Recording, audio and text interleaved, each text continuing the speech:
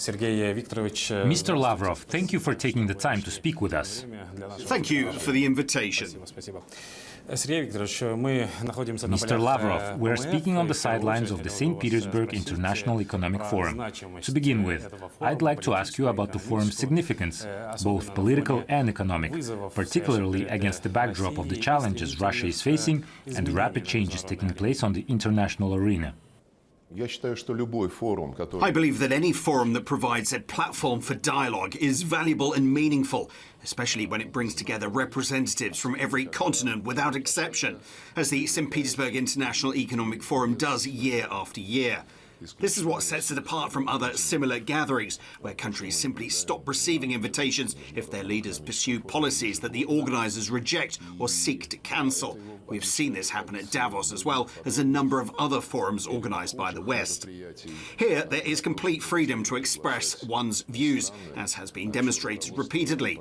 People come here because they want to understand and engage with the changes taking place in international affairs. By those changes, I mean, of course, the emergence of the era of multipolarity, the transition from a Western-centric model that dominated the world for the past 500 years to a polycentric system in which new centres of power and civilization states, such as China, India, Russia, Iran, as well as African and Latin American nations, will occupy a place that reflects their real standing in the world, their economic development and their contributions to global culture and technological process. At the global level, BRICS is a prototype of this emerging polycentric world order. In Eurasia, it's the SCO. Importantly, the members of these groupings do not isolate themselves from the rest of the world, including our partners. Within such frameworks as APEC and the G20, the leading member states of BRICS and the SCO work alongside the West, primarily the G7 countries, though not exclusively, as they continue to advocate their positions. The fact that APEC and the G20 continue to exist, and that within these frameworks the West is compelled, while still trying to preserve its dominance, to make compromises, is already significant in itself. That said, the G20 is now facing a very serious challenge because of a US decision which is due to host the G20 summit in Miami later this year. The Americans have decided not to invite South Africa. In fact, it would not even be accurate to say they have decided not to invite South Africa. Rather, they have unilaterally decided to exclude the country altogether. This is, of course, completely unacceptable. We're currently formulating our position on the issue within BRICS and through other diplomatic channels, and it will be one of the key topics at the upcoming G20 meeting. But to return to your question, the SPIF is one of those venues where every major current in world politics is represented and all the principal centres of economic growth are present at a highly authoritative and influential level. What also makes this forum unique is that it facilitates dialogue not only among different countries and socio-political systems, but also among heads of state, government leaders, cultural figures, scientists and civil society organisations. It is an extremely valuable forum that fosters a genuine exchange of perspectives. The same issues are often discussed simultaneously at roundtable sessions that bring together both official and independent experts and professionals. Away from Western hegemony, as you put it, who is primarily represented here? Today we see a strong presence from the Arab world, with Saudi Arabia being one of the guest countries. What does that indicate? A growing focus on strengthening ties with the Arab region and the Gulf states? Arab countries have always been active SPIF participants. Every year, representatives from across the Arab world attend. Other members of the Gulf Cooperation Council are present as well. The UAE, for example, has a very substantial delegation that takes an active part in the discussions, as do many of our other partners from the region. I believe we have close, substantive, constructive and friendly relations with the 6 Gulf states and with the Arab world as a whole through the League of Arab States. In general, we seek to build these kind of relations with all countries. Since you mentioned the Gulf, however, we cannot ignore what is happening there as a result of the US-Israeli aggression against the Islamic Republic of Iran. I have no doubt whatsoever that one of the objectives behind this reckless undertaking was to disrupt the process that had begun to take shape, the rapprochement and normalization between the Arab states and Iran, particularly within the broader discussion about the future of the Gulf region and its surrounding areas. Russia has put forward a security concept for the Persian Gulf region. We have recently updated it and circulated the revised document to our colleagues in the GCC. We've also sent it to Tehran and are now waiting feedback. In fact, all this took place just a few days ago. The move towards a polycentric and multipolar world, however, will inevitably be a complicated process. I mentioned the BRICS earlier, and among its members today are both Iran and the UAE. Against the backdrop of ongoing conflicts, and since you mentioned BRICS, what role does this organization play in maintaining the balance of power and stability in the region? Simply having a platform for dialogue is important in itself. On May the 15th, in mid-May if I recall correctly, BRICS foreign ministers held a meeting attended by both Iran and the UAE. There was a fairly heated exchange between them, but even so, India, which chaired the meeting, along with other BRICS countries in attendance, worked to find ways of encouraging dialogue between the UAE and Iran. Sooner or later, that dialogue has to take place. We can already see a willingness on the part of several other Arab states, including Saudi Arabia, to engage in such a process. And of course, those who set this whole chain of events in motion have no desire to see closer relations between the Arab states and Iran. In fact, they do not even want to see a normalization of relations. Russia's concept is built around precisely that objective. First and foremost, it calls for non-aggression. Incidentally, Saudi Arabia has recently begun discussing the idea of a non-aggression pact. As a first step, that would certainly be useful. But there are many additional measures that could follow, including agreements on transparency in military activities, limitations on military deployments and exercises, and other confidence-building measures. I hope that common sense will prevail and that the countries of the region will start working out arrangements that allow all participants to coexist peacefully without fear of military threats. This is what we advocate, continuing to work toward that goal with our Arab partners. In your view, what is preventing that from happening at the moment? As I mentioned, Israel clearly does not want to see a rapprochement between the Arab states and Iran. The US, meanwhile, has taken a rather contradictory position. One day it says an agreement is just around the corner and the Strait of Hormuz could be open as soon as tomorrow. The next day it says that if Iran delays for another 2 days, the bombing will resume. Just consider the rhetoric about Iran needing to reopen the Strait of Hormuz. The strait was open until February the 28th. There were no problems. And I honestly do not know what Washington means when it says it wants to bring an end to a 47-year period during which Iran supposedly terrorized everyone. This is a highly propagandistic slogan that bears little relation to a serious historical analysis of what has actually taken place in the region. Yet we keep hearing demands that Iran must reopen the Strait of Hormuz, but it was already open. Likewise, there's been speculation that Iran and Muscat, that is, the Omanis, intend to impose transit fees on ships passing through the strait. We will not allow that, they say. But no such fees ever existed before this aggression began. The second argument, which Marco Rubio reiterated once again during testimony before Congress a few days ago, is that Iran must accept that it will never possess nuclear weapons. Before Iran was attacked last June, its entire leadership was united around Ayatollah Khamenei's fatwa. Khamenei was killed in what was, in essence, a political assassination, and if anything could have changed the mood among Iran's leaders, and in Iran more broadly, about their commitment to the principle of not possessing nuclear weapons, it was precisely this kind of aggression. The actions the United States and Israel carried out and continue to carry out without any justification whatsoever. Everyone is watching what happened to countries that had made early progress towards nuclear weapons, countries that had already taken the first technical steps, as Libya had. The moment that issue was closed, the moment Libya gave it up, Gaddafi was overthrown, dragged out and killed on camera in a degrading spectacle to the delight of Hillary Clinton, who was practically applauding as she sat there watching the screen. And then there are countries that do have nuclear weapons. This is the reasoning many developing countries seem to be drawing. Take the Democratic People's Republic of Korea. It is not a party to the Non-Proliferation Treaty, and it simply concluded that without nuclear weapons, it would be wiped off the face of the earth. They made that choice, and no one touches them. I'm not urging everyone to go down that road. With Iran, no such suspicion has ever arisen. In its reports, the IAEA regularly stated that there were no signs of any aspect of Iran's nuclear program, its energy program, being redirected for military purposes. To this day, no one has produced any evidence to the contrary, just baseless accusations. In Venezuela, the Americans made a completely unimaginable move. I cannot even recall anything like it. Under the pretext that President Maduro headed a drug cartel. The moment they abducted him, they immediately announced, you know, we have interests in the oil sector there. So now we're going to take Venezuela's oil industry under our control and explain to Venezuelan colleagues what they should do, who they should sell to, and who they should not sell to. With Iran, it all began with the claim that Iran had been promoting international terrorism for 47 years. Very quickly, though, it became clear once again that the real reason was something else. At one point, the Americans even proposed that the Strait of Hormuz be controlled on a 50-50 basis by them and Iran. Once again, this is all about oil. Once again, it is about the world's energy markets.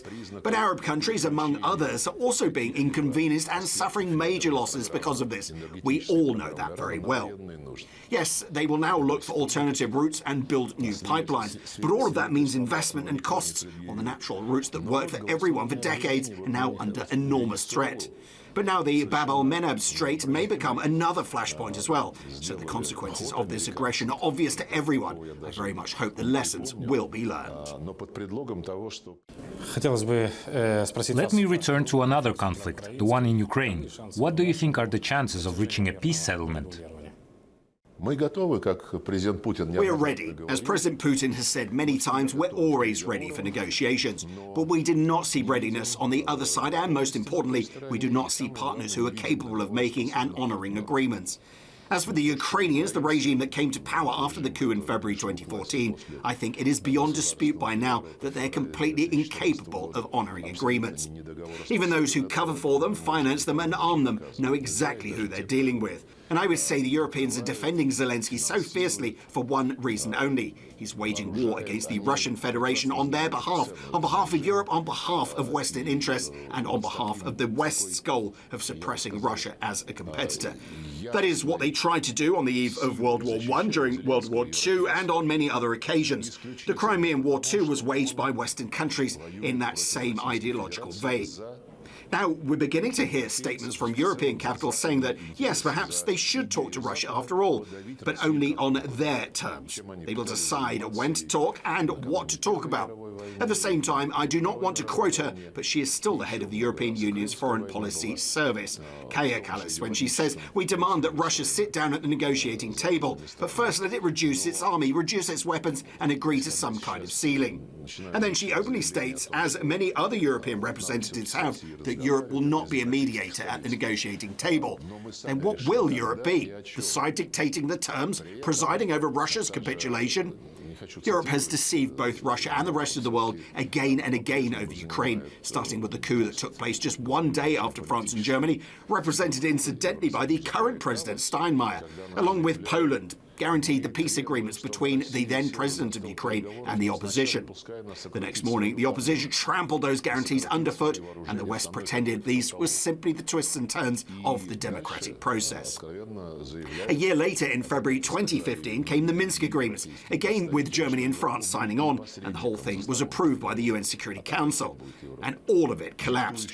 What's more, both Merkel and former French President Hollande, who signed the document on France's behalf, later said that they had only needed to buy time and that no one had wanted to implement those agreements. They needed to gain time to arm Ukraine for a more active war against the Russian Federation. The West had plenty of chances to act as a mediator, yet now the European Union says we're not mediators, we're firmly on Ukraine's side. I was surprised that Marco Rubio said the same thing the other day when he spoke in Congress. He said he would like the conflict in Ukraine to end this year, but he did not rate the chances very highly because the sides were not ready to make concessions, Russia in particular. That is a very strange thing to hear from someone who took part in the meeting in Anchorage on August the 15th of last year, where President Putin accepted President Trump's proposal on the initial steps that would make it possible to stop the fighting and move on to negotiations on all aspects of a political settlement. And it was very strange that after we agreed to the United States proposal in Anchorage, Washington began to shift its position. Instead of advancing those same proposals in its dealings with Ukrainians, it is now pretending that the parties should sort things out themselves. This is not a very consistent position.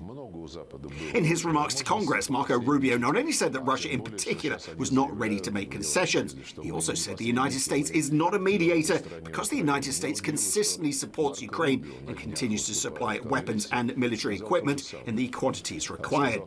So, given all that, when people tell us, you're not ready for talks, I can only repeat, we have been ready many times over. More than that, we've not only been ready, we've actually held talks, supported them, and signed the relevant documents. It is the West that cannot be trusted to keep its agreements. Its approach is, I'll promise something now, then stall for time, and then either the donkey will die or, how does that Arab proverb go? That is a dishonest approach. Take unilateral gains, build on them, demand more concessions, and keep going. Unfortunately, that approach is now dominant. Now, given what Marco Rubio said, with whom I have a working relationship, just 2 weeks ago we discussed the current situation around Ukraine by phone. Given what he said about supporting Ukraine, there is essentially no difference anymore between the substance of the United States approach and Europe's approach. Washington's outward framing is, of course, much more positive because ever since Donald Trump returned to the White House for his second term, the United States has always spoken in favor of dialogue with Russia. The presidents are in regular contact. Apart from Anchorage, they've spoken many times by phone. Rubio and I met in person a couple of times, and we stay in touch by phone. And in that same appearance before Congress, Marco Rubio said that dialogue is always necessary and that the United States will never reject dialogue. Credit where credit is due. But dialogue by itself is not the only thing that matters, although it does matter. What also matters is implementing what's been signed. I want to say once again, in Alaska, a very clear understanding was reached on the basis of a specific proposal from the United States. And if the United States had truly advanced its own initiative, I think we would have been at the negotiating table long ago and the fighting would already have stopped. Given everything you've been talking about, how do you see the current state of Russia-US relation overall? And why are European countries so determined to derail any reconciliation between the two? Frankly, I think that at its core, the West's position remains essentially the same. The West wants to continue dominating world affairs just as it's done for centuries. I believe that the collapse of the Soviet Union marked the end of history, but things turned out differently. The objective course of events, the objective development of humanity, has now brought us into an era of an emerging multipolar, polycentric world. New centres of economic growth, financial power and political influence are emerging, and naturally they demand proper representation in the institutions responsible for global governance. Representation that would reflect their actual weight and influence on the international stage. This process is historically determined, objective and irreversible, but the West is doing everything it can to slow it down, using a wide range of questionable methods, from illegal sanctions and restrictions on access to financial instruments, to excluding unwanted countries from multilateral organizations, interfering in other nations' internal affairs, influencing elections, and even resorting to military intervention, as we've witnessed several times. When the United States advocates dialogue, we support it.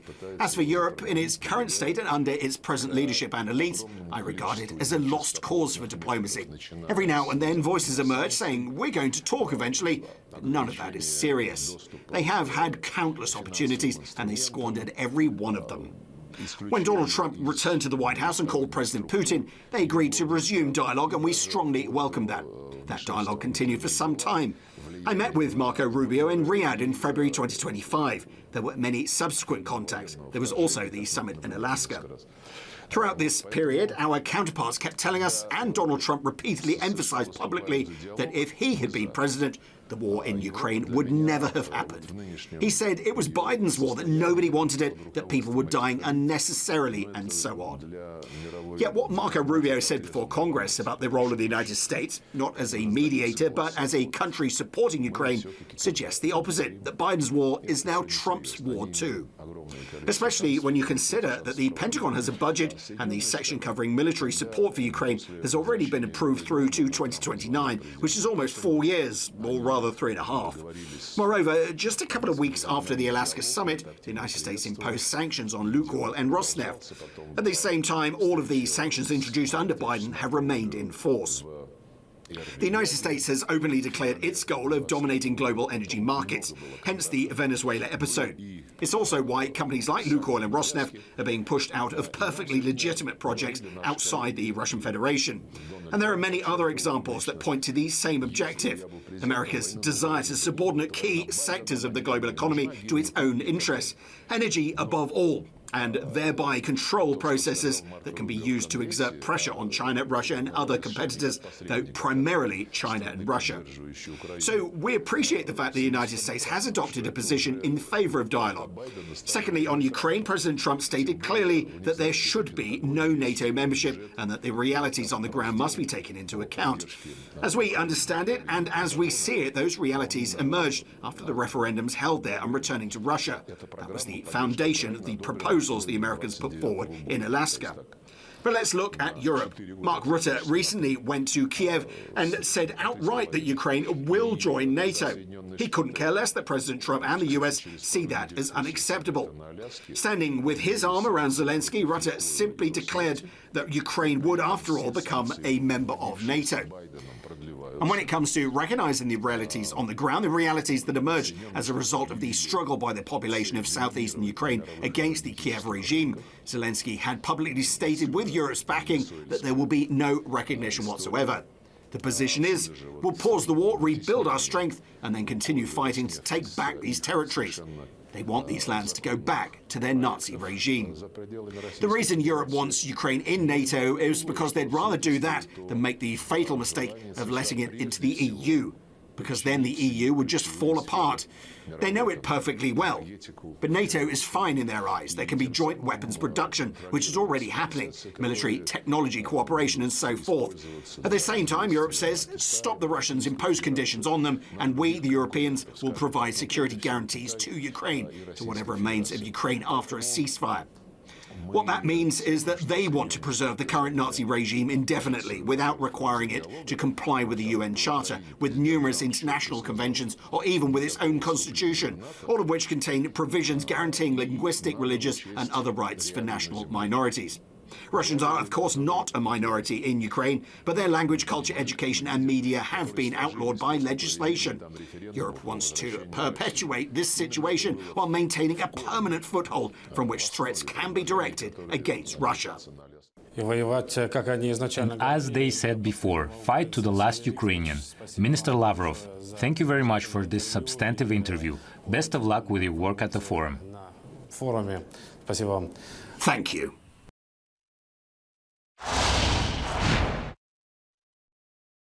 Jelajahi cara baru mendapatkan informasi. Download MetroTV Extend sekarang.